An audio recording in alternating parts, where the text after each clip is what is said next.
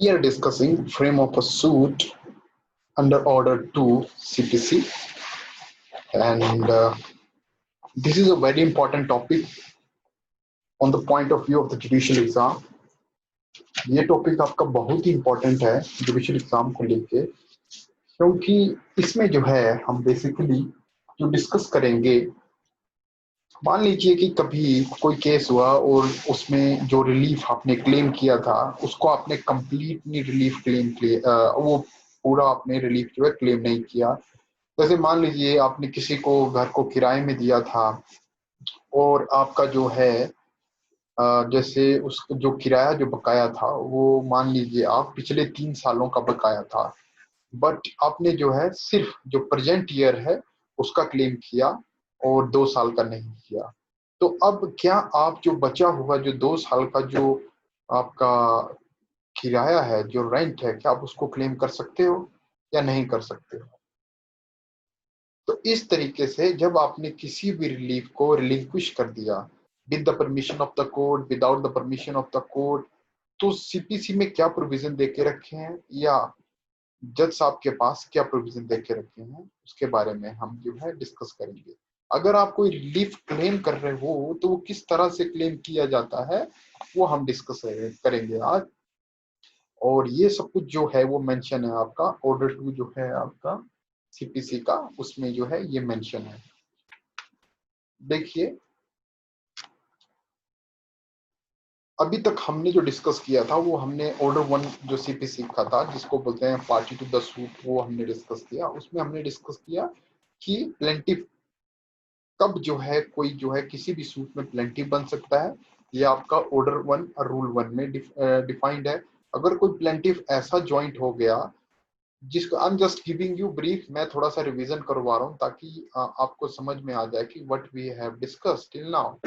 तो अगर कोई प्लेंटिफ ऐसा जुड़ जाए जो कि सूट को डिले करे या एम्ब्रेस करे, तो उस टाइम आपके पास क्या प्रोविजन है या जज साहब के पास क्या पावर्स है? तो जज साहब क्या कर सकते हैं, ऑर्डर 1 रूल 2 के हिसाब से उसके अगेंस्ट जो है कोई भी इफेक्टिव ऑर्डर उस प्लेंटिफ जो कि सूट को डिले कर रहा है, एम्ब्रेस कर रहा है, उसके उसकी उसके लिए जो है उस पर्टिकुलर प्लेंटिफ के लिए या तो कोई ऑर्डर पास करेगा जो कि इंटरेस्ट ऑफ द जस्टिस सही होगा, या सेपरेट ट्रायल के लिए ऑर्डर कर सकता है। यही बात आपकी डिफेंडेंट पे भी लागू होती है। और ये जो डिफेंडेंट जो डिफाइंड है वो आपका ऑर्डर 1 रूल 3 में डिफाइंड है। और रूल 3 ए में बोलता है कि कोई ऐसा डिफेंडेंट जो कि आपका क्या करे, जो आपका किसी भी सूट को डिले करे, एम्ब्रेस करे, तो जो कोर्ट जो है उसके खिलाफ जो है सेपरेट ट्रायल जो है ऑर्डर कर सकता है। ठीक है। अब जो है कोई भी सूट है उसमें कभी भी जो है आपका मिस ज्वाइंडर और नॉन ज्वाइंडर की वजह से सूट को डिफीट नहीं किया जा सकता।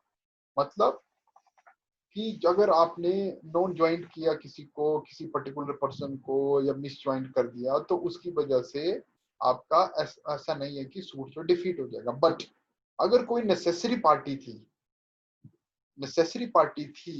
अगर आपने उसको नॉन ज्वाइंट किया तो ये रूल अप्लाई आपका नहीं होता। ये आपका सिंपल सी बात कौन बोलता है, ऑर्डर 1 रूल 9। और नेसेसरी पार्टी क्या होती है? नेसेसरी पार्टी आपकी वो पार्टी होती है कि जब आपने सूट में उसको, जिसके जब किसी ने सूट किया और किसी को जिसके खिलाफ जो रिलीफ क्लेम किया और जिसके खिलाफ रिलीफ क्लेम किया वही पार्टी अगर सूट में नहीं बना, तो वो आपकी क्या होगी, आपकी नेसेसरी पार्टी। सीधी सी बात ले लो कि ऐसा पर्सन कि अगर वो सूट में वो पार्टी ना हो तो आपका सूट कोर्ट जो है इफेक्टिव ऑर्डर या जजमेंट डिक्री जो है पास नहीं कर सकता। वो आपकी नेसेसरी पार्टी होती है। ठीक है। दूसरी पार्टी आती है आपकी प्रॉपर पार्टी। प्रॉपर पार्टी ऐसी होती है जिसको इंटीमेशन देना जरूरी होता है कि हाँ, ये जो सूट जो है आपके ये जो सूट जो है कोर्ट में चल रहा है और उस पार्टी के खिलाफ कोई इंटरेस्ट तो सॉरी रिलीफ तो कोई क्लेम नहीं किया जाता है। ठीक है। बट उसको इसलिए पार्टी बनाया जाता है ताकि वो उसी सेम कॉज ऑफ एक्शन पे फिर से नया केस ना ला दे। इसके लिए मैंने डिटेल से जो आपकी लास्ट वीडियो थी उसमें डिस्कस करके रखा हुआ है, आप उसके गो थ्रू कर सकते हो। ठीक है। और लास्ट थिंग जो थी जो इंपॉर्टेंट है आपकी पार्टी टू द सूट में, ऑर्डर 1 रूल 10, जो कि कोर्ट को पावर देती है। बेसिकली ये पावर जो है, देखिए इसमें दो कंडीशनें थी कि ये ऑर्डर 1 रूल 10 बात करता है आपका, कभी भी कोई जो है ऐसी पार्टी जो कि सूट के लिए जरूरी है उसको ऐड नहीं किया है, जैसे नेसेसरी पार्टी, और कोई ऐसी पार्टी जो कि सूट के लिए जरूरी नहीं है, मिस ज्वाइंटर बोल लो, तो उसको जरूरी नहीं फिर भी उसको ऐड करके रखा, मतलब स्ट्राइकिंग आउट द पार्टीज और एडिंग द पार्टी। ये सारी की सारी पावर किसके पास है? कोर्ट के पास है। कोर्ट को जब लगेगा कभी भी कि यहाँ पे सूट के डिस्पोजल के लिए आपका किसी पार्टी का जरूरी होना, उस किसी पार्टी किसी भी पर्सन का पार्टी बनाना सूट में जरूरी है, तो कोर्ट जो है ऑर्डर 1 रूल 10 के हिसाब से ऑर्डर कर सकता है। तो और देखिए ऑर्डर कैसे कर सकता है, या तो on the application of any party, चाहे वो प्लेंटिफ हो या डिपेंडेंट हो, वो एप्लीकेशन दे सकती है। अगर अगर किसी पार्टी ने नहीं दिया बट कोर्ट को लगता है कि हाँ यहाँ पे इंपॉर्टेंट है आपका, तो सो मोटो कोर्ट जो है खुद भी क्या कर सकता है, आपका ऑर्डर 1 रूल 10 में किसी भी पार्टी को, किसी भी पर्सन को सूट में पार्टी बना सकता है एज ए प्लेंटिफ या एज ए डिफेंडेंट। तो ये बातें अभी तक हमने डिस्कस की थी। नाउ ये अब जो है, अब हम डिस्कस करेंगे ऑर्डर 2। देखिए ऑर्डर 2 भी बहुत बहुत इंपॉर्टेंट है। देखिए जुडिशियल एग्जाम के लिए तो इंपॉर्टेंट है क्योंकि इसमें बहुत सारी इलस्ट्रेशन जो हैं वो पूछी जाती हैं, but for the practice point of view से अगर आप चलोगे तो वहां पे भी ये बहुत इंपॉर्टेंट है, क्योंकि अगर ऑर्डर 2 के हिसाब से चलोगे, अगर आपने एक बार किसी रिलीफ को क्लेम करने से आप चूक गए और वो ऑर्डर 2 रूल 2 में फॉल कर गया, तो आप जिंदगी भर उसी रिलीफ पे दोबारा से क्लेम नहीं कर सकते। देखिए फर्स्ट क्या बोलता है आपका frame of suit, every suit shall as far as practicable be framed so as to afford ground for final decision upon the subject in dispute।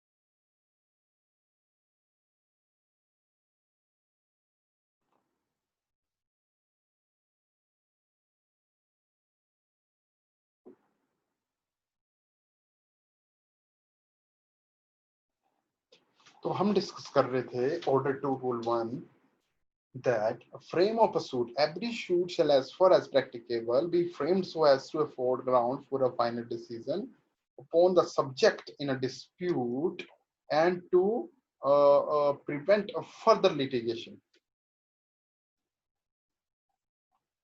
देखिए इसका सिंपल क्या मीनिंग है कि ये जो रूल है आपका, ये सिंपल इतना सा बोलता है कि जब कभी भी आप कोई सूट फाइल करते हो, सूट प्रैक्टिस और उसको इस तरीके से फ्रेम करना चाहिए ताकि आपका जो है जो सूट है वो एक ही सूट में, मतलब उसका फाइनल डिसीजन हो जाए और मल्टीपल जो है लिटिगेशन उससे ना जनरेट हो। The rule signifies that object of the legislature appears to be that as far as possible all matter in a dispute between the parties relating to the same transaction should be disposed of in the same suit. क्या मतलब हुआ? Simple कि आपका जब कभी भी आप suit frame करते हो तो जो डिस्प्यूट है उस सूट में वो एक ही सूट में आपका डिसाइड हो जाना चाहिए। सिंपल इतनी सी बात बोलता है आपका, ताकि कोई एक और सूट जो है उससे जनरेट ना हो जाए। ठीक है, नाउ देखिए ये सबसे इंपॉर्टेंट है, suit to include the whole claim.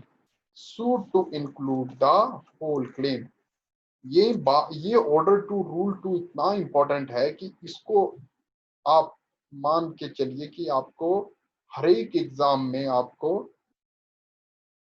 इसका क्वेश्चन आपको मिलेगा ही मिलेगा। देखिए पहला क्या बोलता है, every suit shall include the whole of the claim which the plaintiff is entitled to make in respect of the cause of action, but a plaintiff may relinquish any portion of his claim in order to bring the suit within the jurisdiction of any court। देखिए इसका simple सा meaning देखिए मैं बताता हूं आपको। देखिए यहाँ पे बात हो रही है, मान लीजिए आपका कोई सिविल कोर्ट है, ठीक है, कोई आपका सिविल कोर्ट है, सिविल कोर्ट जूनियर डिवीजन ले लीजिए, तो आपकी उसकी जुरिस्डिक्शन है 10 लाख, बट आपका जो सूट था, जो मान लीजिए आपने रिकवरी सूट जैसे करना है, तो वो उसका अमाउंट है आपका 11, मतलब मान के चलिए 11 लाख। अब आप चाहते हो कि मैं, अब जैसे सिविल कोर्ट जो सीनियर डिवीजन है वो कहीं दूर है, तो उसका खर्चा ऐसा ही हो जाएगा जब तक डिस्पोज ऑफ होगा। तो आप ये चाहते हो कि जो आपका सूट है वो आपका सिविल जज जूनियर डिवीजन में ही है। तो आप क्या कर सकते हो, जो 1 लाख का जो आपका रिलीफ है डिफेंडेंट के अगेंस्ट, आप उसको क्या कर सकते हो, रिलिंक्विश कर सकते हो। देखिए क्या बोल रहा है, every suit shall include the whole of the claim. क्या बोल रहा है, every suit shall include the whole of the claim, मतलब जितना आपका क्लेम है वो सारा का सारा उसमें इंक्लूड होना चाहिए। जैसे मैंने क्या बोला था आपको कि आपका 11 लाख रुपए डिफेंडेंट के अगेंस्ट क्या है, डेट है, आप उसको क्लेम करना चाह रहे हो, बट आप चाह रहे हो कि जो आपका सूट है वो सीनियर जूनियर डिवीजन के पास जाना चाहिए। तो जूनियर डिवीजन की जो जुरिस्डिक्शन है ना वो सिर्फ 10 लाख की है, आपका क्लेम 11 लाख का है। तो आप क्या कर सकते हो उस केस में, but a plaintiff may relinquish any portion of his claim in order to bring the suit within the jurisdiction of any court. देखिए तो क्या कर सकता है प्लेंटिफ, जो है 1 लाख रुपए का आपका क्या कर सकता है, रिलिंक्विश कर सकता है अपना क्लेम कि मैं जो है सिविल जज जूनियर डिवीजन में केस करना चाहता हूँ फर्स्ट इंस्टांस में। ठीक है, तो ये सिंपल सा एग्जांपल है और यही आपका ऑर्डर टू रूल 1 बोलता है। तो देखिए कई बार इसमें क्वेश्चन सिंपल क्या पूछा जाता है कि can plaintiff be relinquish his claim against defendant, yes no, none of the above। and what is your right answer? Yes, plaintiff can relinquish any portion of his claim in order to bring the suit within the jurisdiction of any court। Simple. देखिए intention क्या थी legislature की, इसको बनाने के पीछे plaintiff की मर्जी है भाई। प्लेंटिफ जितना क्लेम करना चाहे वो कर सकता है, जितना वो छोड़ना चाहे वो कर सकता है। Simple. Now relinquishment of a part of a claim. देखिए क्या बोलता है आपका ऑर्डर टू रूल 2, बहुत इंपॉर्टेंट है। when order to rule 2 sub rule 2 where a plaintiff omits to sue in respect of or intentionally relinquish any portion of his claim, he shall not afterwards sue in respect of the portion of a so omitted। देखिए a person, देखिए a person की बात हो रही है, here is a person is a plaintiff entitled oh sorry relinquishment where a plaintiff, यहां से देखिए तोड़ो इसको अब बिल्कुल, where a plaintiff omits to sue in respect of but or intentionally relinquish, छोड़ दिया उसने any portion of his claim, उसने क्या किया, दूसरी थर्ड कंडीशन, उसने अपना क्लेम छोड़ दिया। ठीक है, देखिए उसने क्या किया, अपना क्लेम छोड़ दिया। he shall not afterward, क्या बोल रहा है, he shall not afterward sue in respect of the portion of so omitted or relinquished। क्या मतलब कि अगर किसी प्लेंट, जैसे मैंने एग्जांपल दिया था, आपने 11 लाख का रिकवरी थी बट आपने 10 लाख ही किया ताकि जो है सिविल जज जूनियर डिवीजन के पास ये केस हो जाए। अब आप ये नहीं बोल सकते हो कि बाद में कि मैं 1 लाख रुपए के लिए फिर से केस करूंगा सिविल जज जूनियर डिवीजन में, क्योंकि वंस यू रिलिंक्विश यूज, देखिए क्या बोलता है, plaintiff omits to sue, once the plaintiff omits to sue, एक बार प्लेंटिफ ने जब अपना जो क्लेम था वो छोड़ दिया, उसके लिए वो फिर से केस नहीं कर सकता। सिंपल, जो मैंने आपको एग्जांपल दिया था उसके अकॉर्डिंग, क्या कि जो 1 लाख रुपए आपने छोड़ा था, आप ये नहीं बोलोगे कि मैं इसका 1 लाख का बाद में करता हूं, मरने दो, ऐसा नहीं होता। Once you relinquish, you cannot afterward sue in respect of the portion जो आपने छोड़ दिया था, जो प्लेंटिफ ने छोड़ दिया था। इतनी सी बात बोलता है आपका ये। Now third is your word omission to sue, omission to sue for one of a several relief। A person entitled to more than one relief in respect of the same cause of action may sue for all or any such relief, but if he omit except with the leave of the court to sue for all such relief, he shall not afterwards sue for any relief so omitted। क्या बोलता है? A person is entitled to more than one relief in respect of the same cause of action। ठीक है, may sue for all or any of such relief, may sue for all or any such relief। मान लीजिए कि कोई ऐसी cause of action है आपके पास, कोई ऐसा सूट है जिसमें कि आपको एक साथ आपको 2 या 3 रिलीफ मिल रहे हैं। ठीक है, एक साथ आपको 2 या 3 रिलीफ मिल रहे हैं, आपने क्या किया कि मिलेंगे तो आपने एक रिलीफ को छोड़ दिया, या ठीक है, but he omits except with the leave of the court, मतलब बिना कोर्ट की लीव के। ठीक है, तो टू विदाउट कोर्ट की परमिशन के to sue for all such relief he shall not, तो वो उस रिलीफ को फिर से क्लेम नहीं कर, अगर with the permission of the court उसने रिलिंक्विश किया तो वो कर सकता है, but without the permission of the court किया तो then he can not claim, उस रिलीफ को फिर से क्लेम नहीं कर सकता। सिंपल, ठीक है, इतनी सी बात बोलता है। नाउ एक्सप्लेनेशन में चलिए।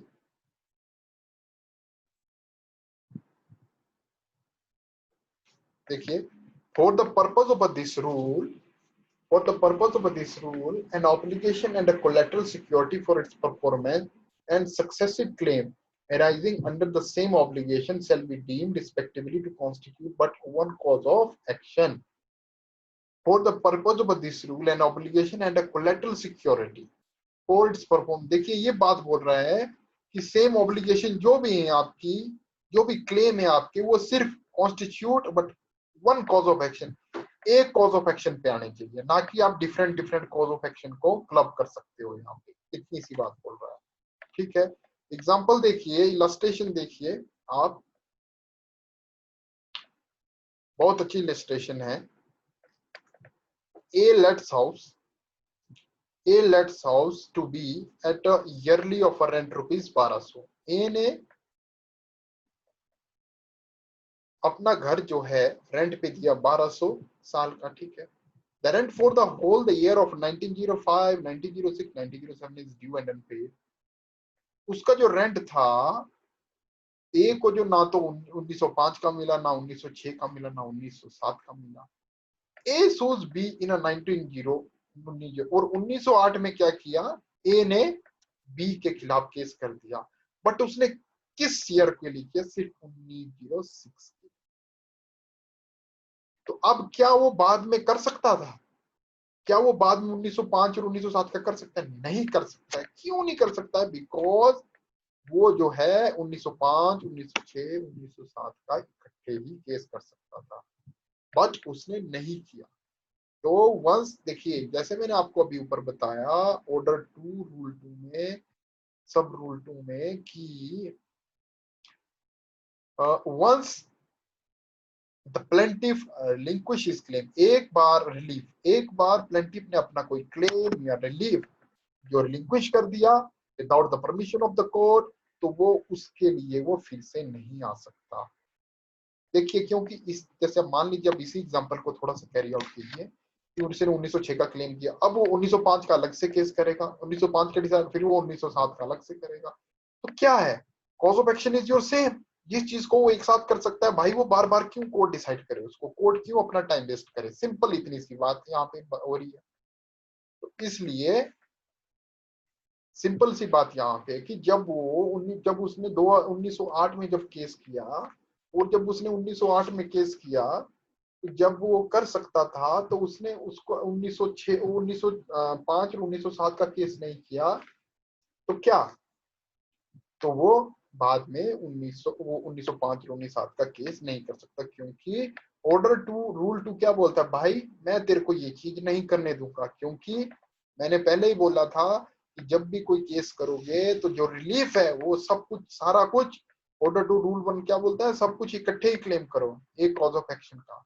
अगर आपने कुछ छोड़ा तो फिर बाद में मैं आपको करने नहीं दूंगा। सिंपल ऑर्डर टू क्या है, देखिए ऑर्डर टू रूल 2 जो है ना, एक आपका पिनल प्रोविजन है आपका। तो इसको जो है पिनल प्रोविजन क्यों है, देखिए क्योंकि जो आपका लॉफुल राइट है उसको ये नहीं आपको क्लेम करने देगा। तो इसको बहुत सही तरीके से आपको क्या करना पड़ेगा, इम्प्लीमेंट करना पड़ेगा। If you are a civil जज then you have to be very carefully implement this. देखिए जो बहुत अच्छा केस है केवल सिंह वर्सेस लाजवंती। इसमें सुप्रीम कोर्ट ने, ऑनरेबल सुप्रीम कोर्ट ने आपका बहुत अच्छे से देखिए टेस्ट ले डाउन किए थे। क्या क्या बोला था, फर्स्ट कंडीशन ये बोली थी, whether the cause of action in the previous suit and the subsequent suit is identical. देखिए कि जो प्रीवियस सूट है और जो सब्सिक्वेंट सूट है ना, उसमें जो कॉज ऑफ एक्शन है क्या वो आइडेंटिकल है। Whether the relief claim in the subsequent suit could have been given in the previous suit on the basis of the pleading made in the plaintiff,